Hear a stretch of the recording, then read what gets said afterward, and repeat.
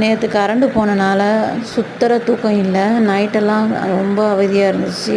அதுக்கப்புறம் காலையில் என் ஹஸ்பண்டுக்கு மட்டும் லன்ச்சு, அதாவது வெறும் சோறு, வெறும் கீரை, புளிச்சக்கீரையும் அந்த இதுவும் புதினா போட்ட மிக்சரும் ஊறுகாயெலாம் வச்சு தயிர் வாங்கி கொடுத்து அனுப்பியாச்சு. அதுக்கப்புறம் என் நாத்தனார் வீட்டுக்கு தான் நாங்கள் கிளம்பி போயிட்டோம். எங்களால் வீட்டில் இருக்க முடியல, ரொம்ப அவசலாக இருந்துச்சு. அதேமாதிரி பேட்ரி, அந்த லைட்டு, அதுக்கப்புறம் எல்லாமே ஒன்றுமே இல்லாமல் போயிடுச்சு. ஃபோனில் சார்ஜ் இல்லை. அதோட கரண்ட்டு எங்கள் நாத்தனார் வீட்டில் இருக்குதுன்னு சொன்னோன்னா அங்கே கிளம்பி போயிட்டேன்.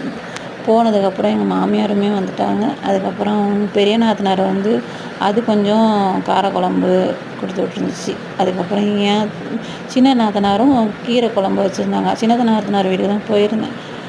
எல்லாம் வச்சு மாம்பழம், அதுக்கப்புறம் நான் எடுத்துகிட்டு போன புதினா துவையல், புளிச்சக்கீரை, அதுக்கப்புறம் கீரை குழம்பு, அப்புறம் எல்லாம் வச்சு ஒரு கருவாடு, அது இதுன்னு ஏகப்பட்ட வெரைட்டிஸ் வச்சு சாப்பிட்டுட்டு எல்லோரும் ஜாலியாக பேசிட்டு எல்லாம் விளையாண்டுட்டு, நானுமே சேர்ந்து விளையாண்டேன். இது ரொம்ப நாள் ஆச்சு அது விளையாண்டு. அதுக்கப்புறம் விளையாண்டுட்டு அதுக்கப்புறம் கொஞ்சம் நேரம் தூங்கிட்டோம்.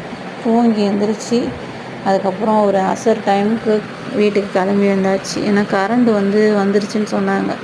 வீட்டில் போட்டபடி இருந்தனால கிளம்பி வீட்டுக்கு வந்தாச்சு. க்ளீன் பண்ணணும் வீட்டை. அதுக்கப்புறம் வெங்காயம்லாம் தோல் உரித்து வச்சுருந்தேன், அதை சம்பல் பண்ணணும். அதான் வந்துட்டேன். ஃபோன்லாம் சுத்தர சார்ஜ் இல்லாமல் இருந்தது. அப்புறம் ஃப்ரிட்ஜுமே போடாமல் இருந்துச்சு. ஃப்ரிட்ஜை போட்டு வீடே அலங்கோலமாக இருந்துச்சு. என் பையன் வந்தனால அவன் எல்லாத்தையும் தண்ணியெல்லாம் கொட்டி வச்சுருந்தான். அப்படியே வந்துட்டேன். பிள்ளைங்க மனசு இல்லாமல் இருங்கன்னு சொல்லிச்சிங்க. இருந்தாலும் டைம் ஆயிடுச்சு, வேலை இருக்குன்ட்டு வந்துட்டேன்.